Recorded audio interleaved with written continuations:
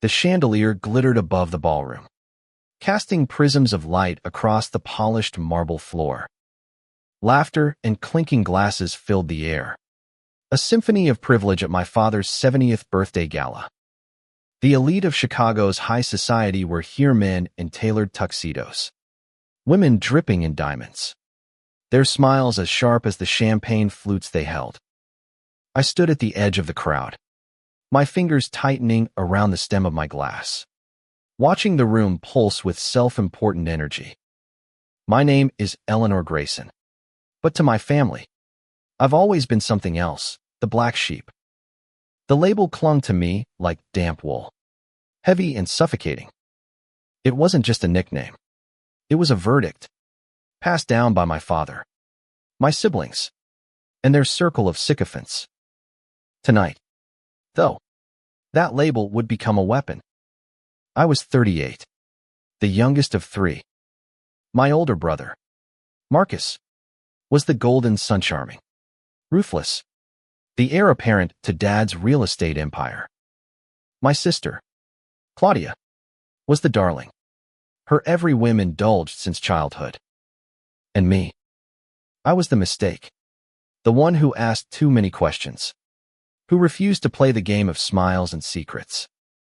Dad's disappointment in me was a quiet, constant hum, like static on a radio no one bothered to tune. The party was a spectacle. As expected, Dad, Richard Grayson, stood at the center of the room, his silver hair catching the light as he laughed with the senator. He was still imposing, even at 70, his broad shoulders filling out a bespoke suit. Everyone orbited him, drawn to his wealth and influence. I watched Marcus glide through the crowd, shaking hands, his grin a perfect mask. Claudia, in a shimmering emerald gown, held court with her clique, their laughter cutting through the air like glass. I wore black, as always, not because I was mourning, but because it felt honest. The dress hugged my frame, simple but sharp, like armor. My dark hair was pulled back, and I knew my sharp cheekbones and hazel eyes made me look severe, unapproachable. Good. I wasn't here to charm. Eleanor, you made it, Marcus said, his voice smooth as he approached. His smile didn't reach his eyes. I wasn't sure you'd show. Dad's been asking about you. Has he? I raised an eyebrow, sipping my champagne. Or did you just need someone to play the villain tonight? He chuckled, but it was hollow. Always so dramatic. You know how these things are. Family unity for the cameras. He gestured vaguely toward a photographer snapping shots of Dad. Unity, I repeated, my voice low.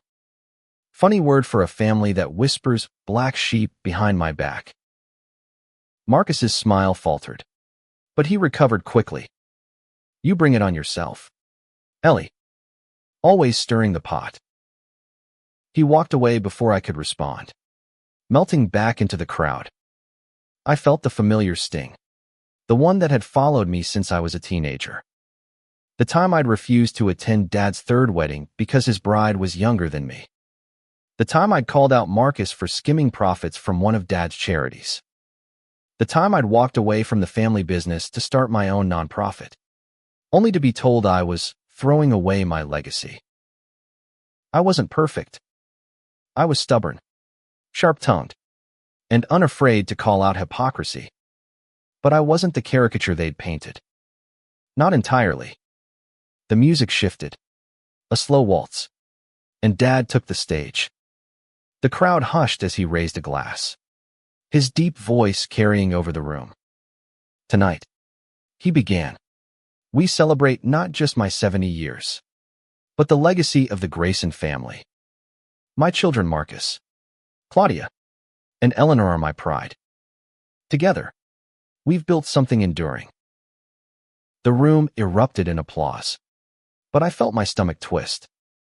Pride. When had he ever been proud of me? I caught Claudia's eye across the room. She smirked, leaning in to whisper something to her friend. The friend glanced at me, then laughed. I set my glass down, my hands trembling. I'd come tonight to make peace, to try one last time to fit into this family.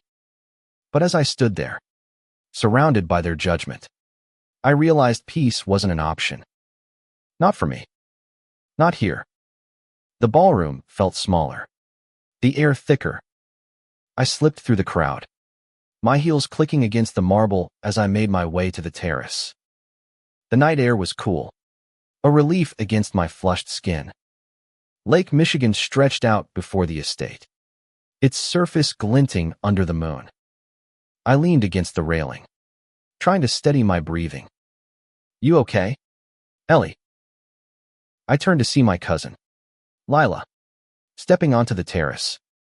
She was one of the few people in this family I trusted, her warm brown eyes soft with concern.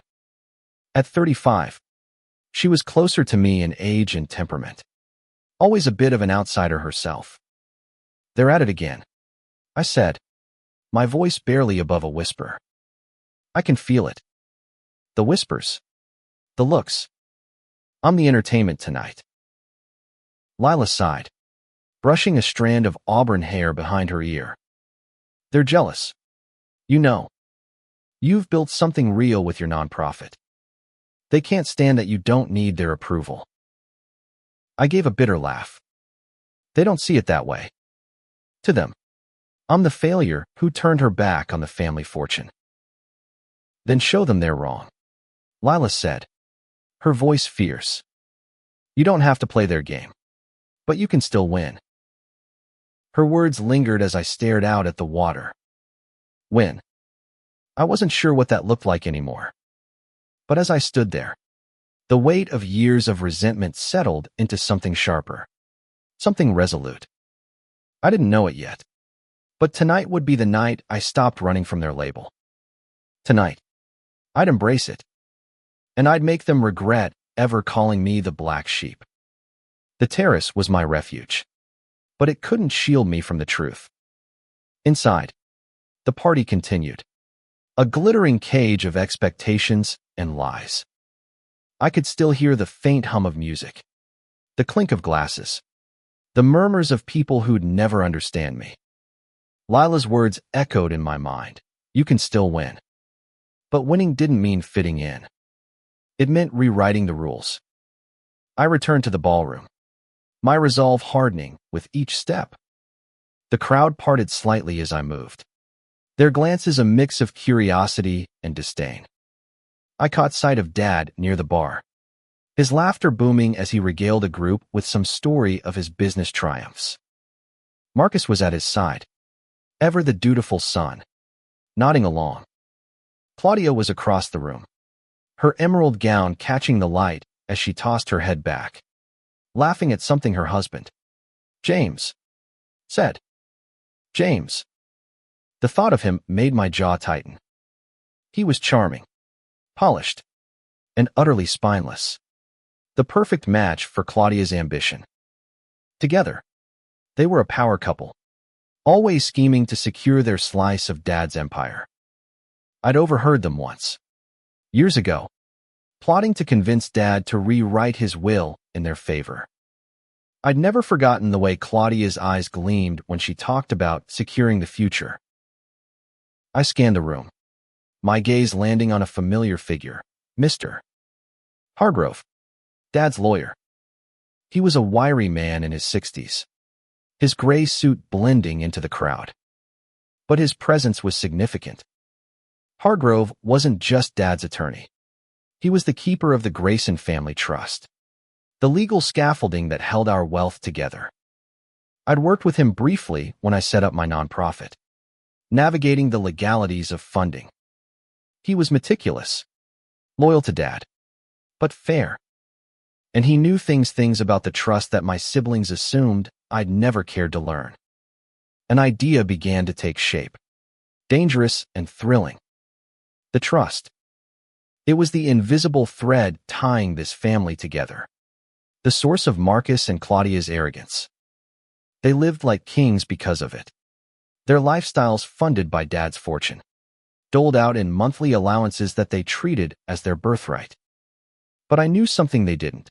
The trust wasn't as ironclad as they thought. Years ago, when I was still trying to earn Dad's approval, I'd spent hours poring over the family's financial documents. I wasn't a lawyer, but I was thorough. The trust had a clause, buried deep in legal jargon, that allowed the executor dad, or his designated successor, to modify distributions under certain conditions. Conditions like failure to uphold family values. It was vague, deliberately so, and Dad had never invoked it. But I could, because I wasn't just the black sheep. I was the executor. Dad had named me as his successor 2 years ago, after a health scare that left him rattled. He'd called it a gesture of faith, a way to bring me back into the fold. I'd accepted, not because I wanted the power, but because I wanted to believe he saw something in me. Now, that decision felt like fate. I approached Hargrove, my heart pounding but my steps steady. He was sipping a martini, his sharp eyes scanning the room. "Mr. Hargrove," I said, offering a small smile. "Can we talk? Somewhere private." He raised an eyebrow but nodded, gesturing toward a quiet corner near the grand staircase. "Eleanor, you look like you're up to something," he said, his tone half amused, half wary. "I am," I admitted, keeping my voice low. "I need to know about the trust. Specifically, the modification clause." His eyes narrowed, but he didn't hesitate. "You're referring to the discretionary clause. It allows the executor to adjust or suspend distributions if the beneficiaries fail to meet certain standards. Your father included it to ensure the family name wasn't tarnished. And as executor, I'd have the authority to enforce it." He studied me for a long moment. "You would. But it's not simple. You'd need evidence. Something substantial. And Richard would have to approve any changes while he's still alive." Evidence. I could work with that. Marcus and Claudia had left a trail of greed and deceit over the years' shady business deals, hidden accounts, even whispers of infidelity that they thought I hadn't noticed. I'd spent so long trying to ignore their flaws, to rise above their pettiness. But no more. "Thank you, Mr. Hargrove," I said, my voice steady. "I'll be in touch." As I turned away, I caught Marcus watching me from across the room. His smile was gone, replaced by a flicker of unease. Good. Let him wonder. The rest of the night passed in a blur. I played my part, smiling for the cameras, making small talk with Dad's associates. But my mind was racing, piecing together a plan. I'd need to move carefully, gather proof of my siblings' missteps without tipping them off. Lila could help. She had connections, people who owed her favors. And Hargrove, for all his loyalty to Dad, had a soft spot for fairness. If I could show him that Marcus and Claudia were abusing the trust, he'd back me. As the party wound down, Dad found me near the coat room. His face was flushed from wine, but his eyes were sharp. "Eleanor," he said, his voice softer than usual. "You've been quiet tonight." "Just taking it all in," I said, forcing a smile. He studied me, and for a moment, I thought I saw something like regret in his eyes. "You're stronger than they give you credit for," he said. "Don't let them forget it." His words caught me off guard, a rare glimpse of the father I'd once idolized. But I couldn't afford to soften now. "I won't," I said, and I meant it. As I left the estate, the night air cool against my skin, I felt a fire kindling inside me. They'd called me the black sheep for years, but they'd underestimated what that meant. A black sheep wasn't just an outcast. It was a survivor, unafraid to stand alone. And I was done playing nice. The days after the party were a whirlwind of quiet rebellion. I worked from my small apartment in Chicago's West Loop, a world away from the Grayson Estate's opulence. My nonprofit's office was a cluttered space filled with secondhand furniture and stacks of grant proposals. But it was mine. Here, I wasn't the black sheep. I was Eleanor, the woman who'd built a program to help at-risk youth, who'd fought for every dollar to keep it running. But now, my focus was elsewhere. The trust clause was my leverage, but I needed evidence to wield it. Marcus and Claudia weren't careless enough to leave their secrets lying around, but they weren't untouchable either. I started with what I knew: Marcus's shady business deals and Claudia's questionable charity fund. I called Lila the morning after the party, her voice groggy but warm over the phone. "Ellie, it's 7 a.m. This better be good." "It is," I said, pacing my living room. "I need your help. I'm going after Marcus and Claudia. The trust theory not as secure as they think." There was a pause, then a low whistle. "You're serious? Okay. What do you need?" "Information," I said. "Anything you can dig up on Marcus's real estate ventures or Claudia's charity. Something concrete. Something I can take to Hargrove." Lila didn't hesitate. "I know a guy. Private investigator. Discreet. He owes me a favor. Give me a week." While Lila worked her connections, I dove into my own research. Marcus's latest project was a luxury condo development on the north side, a gleaming tower that screamed money. But I'd heard whispers of corner cutting, shady contractors, even payoffs to city officials to fast-track permits. If I could prove any of it, it would be a violation of the trust's family values clause. Claudia was trickier.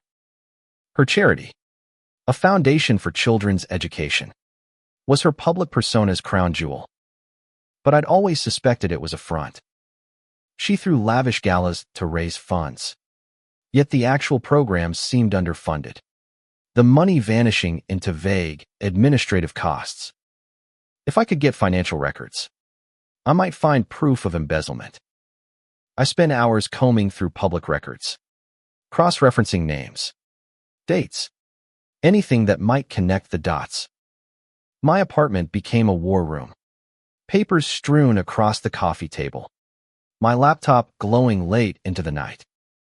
I barely slept, fueled by coffee and a burning need to prove them wrong. Lila called back 5 days later, her voice crackling with excitement.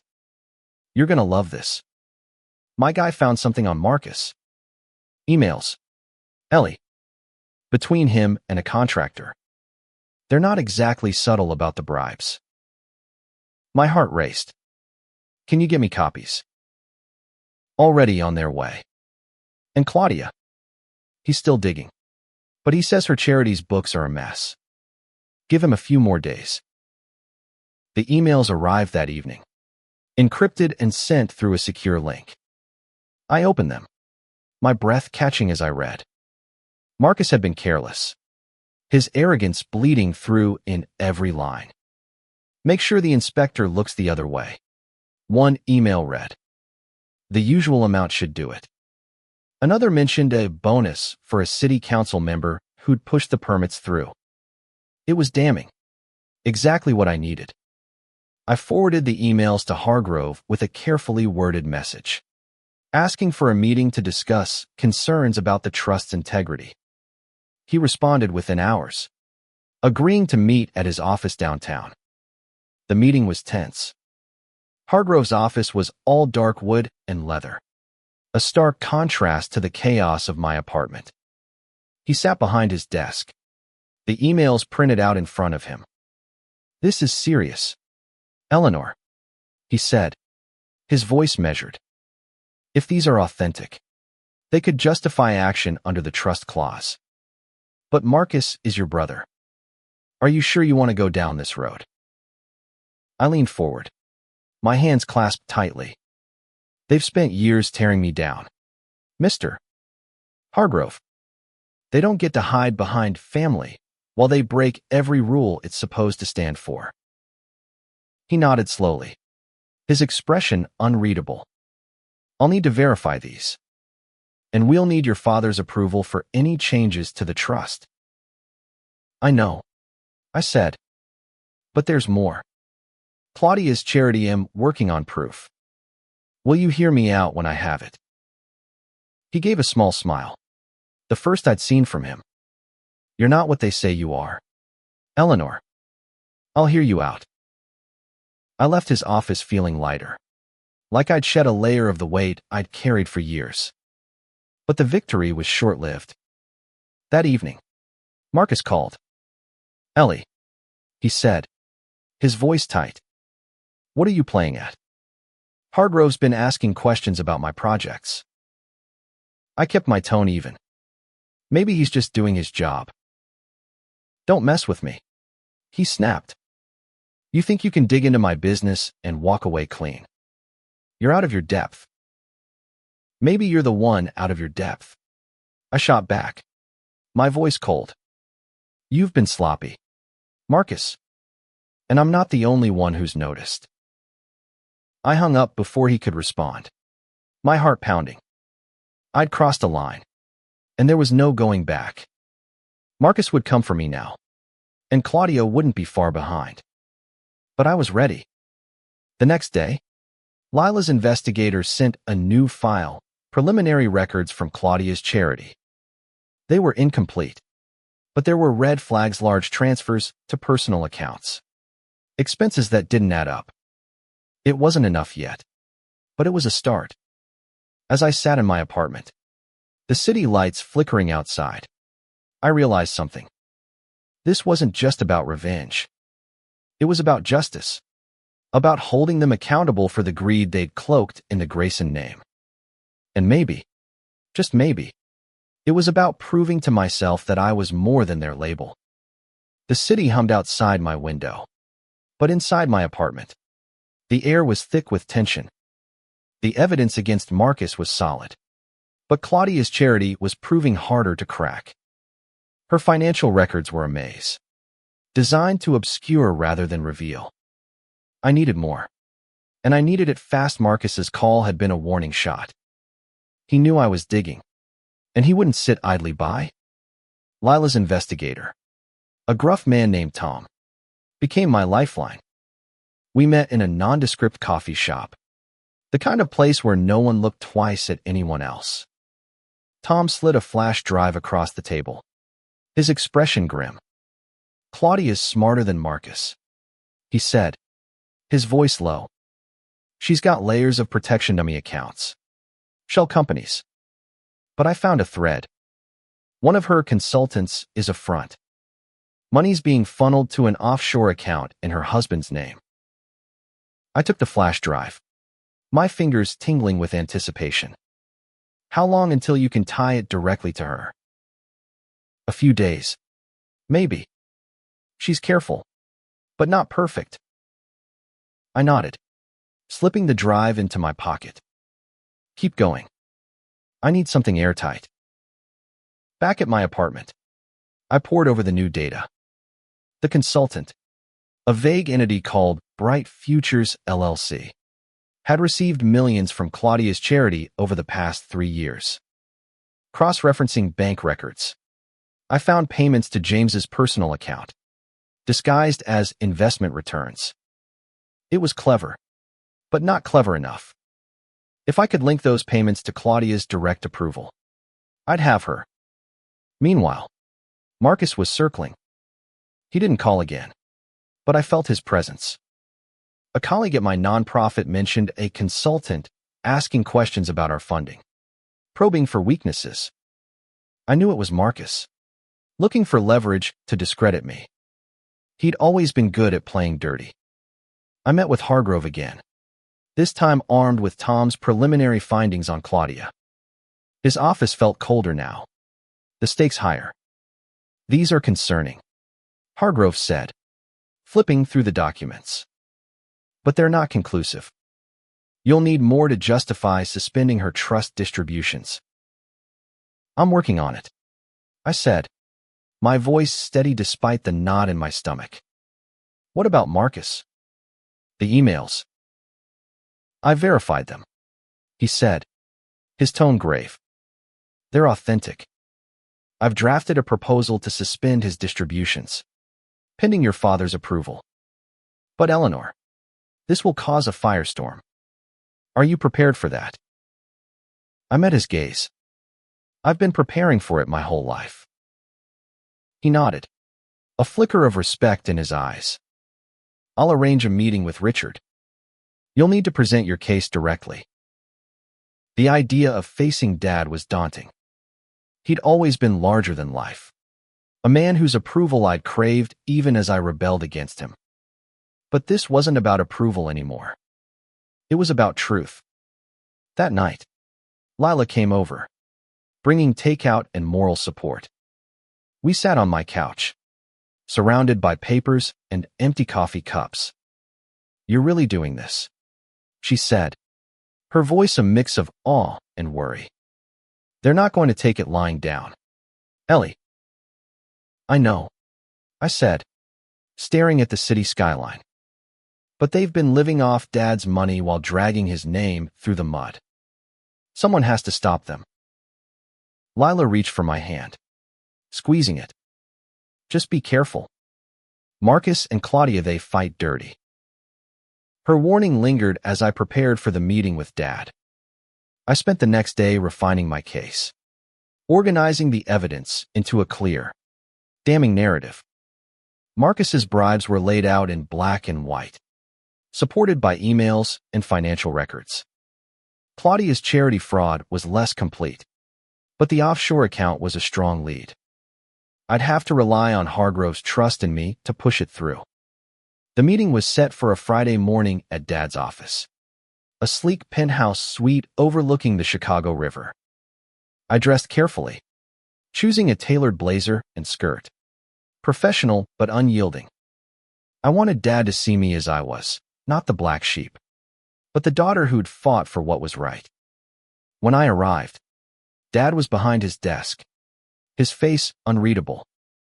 Hargrove sat to his left, a stack of documents in front of him. Marcus and Claudia weren't there. Hargrove had advised keeping it private for now. Eleanor, Dad said, his voice steady but tired. Hargrove says you have concerns about the trust. Let's hear it. I took a deep breath, my heart pounding. Marcus and Claudia have been abusing the trust funds. I began, laying out the evidence methodically. I walked him through Marcus's emails, the bribes, the corner cutting. I explained Claudia's charity, the suspicious transfers, the offshore account. I kept my voice calm, but inside, I was a storm of nerves and determination. Dad listened, his expression darkening with each revelation. When I finished, he leaned back, his fingers steepled. These are serious accusations, he said. You're sure of this? I am, I said, meeting his gaze. They've been hiding behind the family name while betraying it. I'm asking you to let me enforce the trust clause. Suspend their distributions until they prove they're worthy of it. He was silent for a long moment, his eyes searching mine. Then he turned to Hargrove. Is this enough to move forward? Hargrove nodded. Legally, yes. The clause gives Eleanor the authority. With your approval. Dad's jaw tightened. This will tear the family apart. It's already torn, I said softly. I'm just trying to make it right. He looked at me, and for the first time in years, I saw something like pride in his eyes. Do it, he said. I left the office feeling like I'd won a battle. But the war was far from over. Marcus and Claudia would fight back, and they'd fight hard.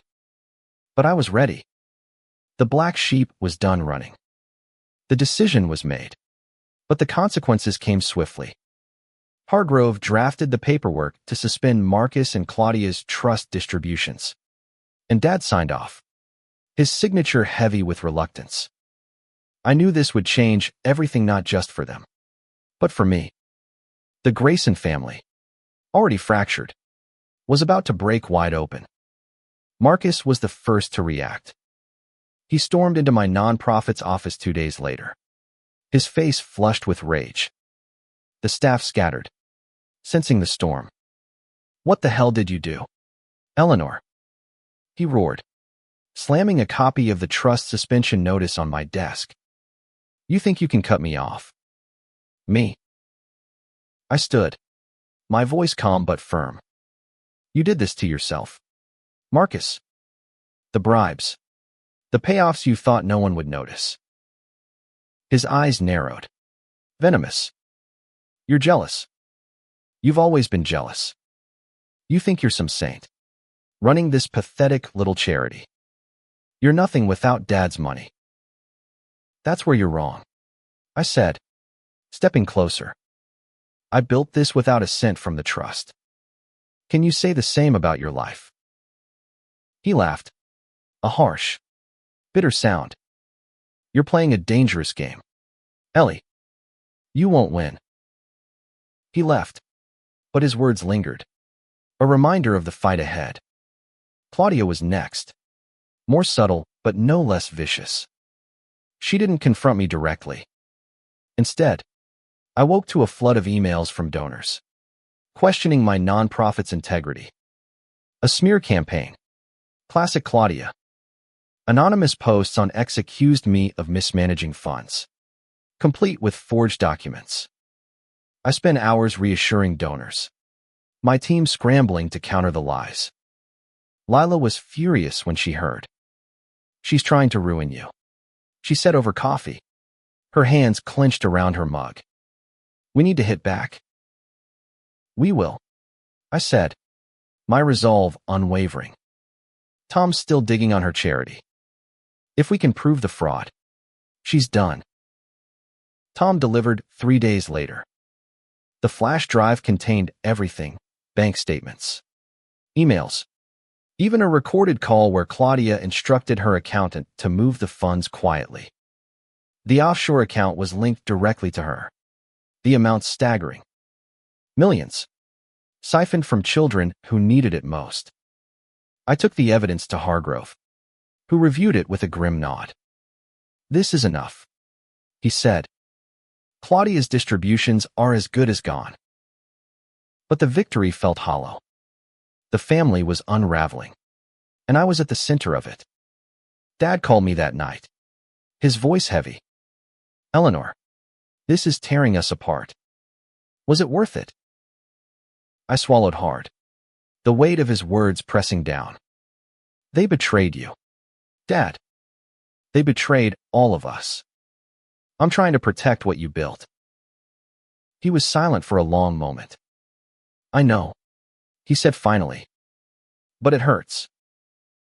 His honesty disarmed me, and for the first time, I wondered if I'd gone too far. But there was no turning back. The suspensions were finalized, and Marcus and Claudia were cut off. The fallout was immediate. Marcus's condo project stalled without his trust funds, creditors circling like vultures. Claudia's charity faced an audit, her reputation crumbling as the media caught wind of the scandal. I expected retaliation, and it came. A week later, my nonprofit's office was broken into. Files were trashed, computers smashed. Nothing was stolen, just destroyed a message. I knew it was Marcus, though I couldn't prove it. The police called it a random act, but I saw his hand in it. Lila helped me clean up, her anger matching mine. "They're desperate," she said, sweeping broken glass into a bin. "You've got them scared." "They should be," I said, but my voice wavered. The cost was mounting, and I felt it in every quiet moment. Friends I'd known for years stopped calling, caught in the crossfire of the Grayson family feud. My staff looked at me differently, wary of the chaos I'd brought. Yet, amid the wreckage, something unexpected happened. Dad invited me to dinner. Not at the estate, but at a small restaurant downtown. Just the two of us. It was the first time in years we'd been alone together. No cameras. No expectations. He looked older. The lines on his face deeper. "I was wrong about you," he said, his voice soft. "I thought you were reckless. Ungrateful. But you're the only one who's been honest." His words hit me harder than I expected, cracking the armor I'd built. "I just wanted to do what's right," I said, my voice breaking. "I know," he said, reaching for my hand. "And I'm proud of you." For the first time, I believed him. But the moment was bittersweet. Marcus and Claudia were my siblings, and I'd torn their world apart. I'd won. But at what cost? As I left the restaurant, the city lights blurring through tears, I realized this wasn't the end. They'd come for me again, and I'd have to be ready. But for now, I'd earned something more valuable than their trust funds, my father's respect. And maybe, just maybe, my own. The weeks that followed were a strange mix of triumph and reckoning. Marcus and Claudia's worlds collapsed under the weight of their own choices. Marcus's condo project was officially bankrupt, his reputation in tatters as the media dug into his shady deals. Claudia's charity was shut down, the audit revealing years of fraud. She and James retreated to their vacation home in the Hamptons, licking their wounds, their social circle shrinking by the day. I should have felt victorious, but instead, I felt hollow. The Grayson name, once a beacon of power, was now a punchline in Chicago's elite circles. I'd exposed my siblings' greed, but I'd also dragged our family into the spotlight. Every headline felt like a knife, cutting deeper into the legacy Dad had spent his life building. My nonprofit, though, was thriving. The publicity from the scandal brought attention to my work, and donations poured in. We expanded our programs, reaching more kids than ever. My team rallied around me, their trust unwavering even after the break-in. It was a reminder of what I'd fought for, not just to tear down Marcus and Claudia, but to build something real, something good. Dad became a regular presence in my life, a shift I hadn't expected. He visited the nonprofit's office, his eyes lighting up as he watched kids in our after-school program. "This is what matters," he said one afternoon, sitting across from me in my cluttered office. "You've built something I never could." His words healed a wound I hadn't realized was still open. But they also came with a challenge. "The trust," he said, his voice serious. "It's yours to manage now. Not just to punish, but to rebuild. What will you do with it?" I didn't have an answer then, but it haunted me. The trust was more than money. It was a symbol of our family's values, warped by greed, but not beyond redemption. I spent nights thinking about it, about what it meant to be a Grayson, about what I wanted my legacy to be. Marcus reached out a month later, his voice subdued over the phone. "Can we talk?" he asked. "No lawyers, no games, just you and me." We met at a quiet park, the air crisp with autumn. He looked different, thinner, his usual swagger gone. "I messed up, Ellie," he said, staring at the ground. "I got caught up in the game, and I lost sight of what mattered." I wanted to believe him, but trust was a fragile thing. "Why now?" I asked. "Because you were right," he said, meeting my eyes. "I thought I was untouchable, but you showed me I wasn't." It wasn't an apology. Not really. But it was a start. Claudia was different. She sent a single email, cold and formal, accusing me of destroying the family. "You'll regret this." It ended. I didn't respond. Her words were a last gasp, and I was done letting them hurt me. With Hargrove's help, I restructured the trust. I redirected a portion of the funds to my nonprofit, ensuring its future, and set up a new foundation to support ethical business practices. Ironic, given Marcus's fall, but necessary. The rest remained in reserve, a safety net for the family, but with stricter oversight. No more blank checks. The black sheep label didn't vanish, but it changed. People still whispered, but now there was respect mixed with the judgment. I'd taken a stand, not just for myself, but for what was right. And in doing so, I'd redefined what it meant to be a Grayson. One evening, as I stood on my apartment's balcony, the city sprawling below, Lila joined me. She'd been my rock through it all, never doubting me. You did it, she said, nudging my shoulder. You took their game and flipped the board. I don't know if I won, I said, my voice soft. But I'm free. She smiled, her eyes bright. That's better than winning. As I looked out at the skyline, the weight of years lifted. I wasn't the black sheep anymore, not in the way they'd meant it. I was Eleanor Grayson, the woman who'd stood her ground, who'd fought for truth, who'd built something worth keeping. And that was enough.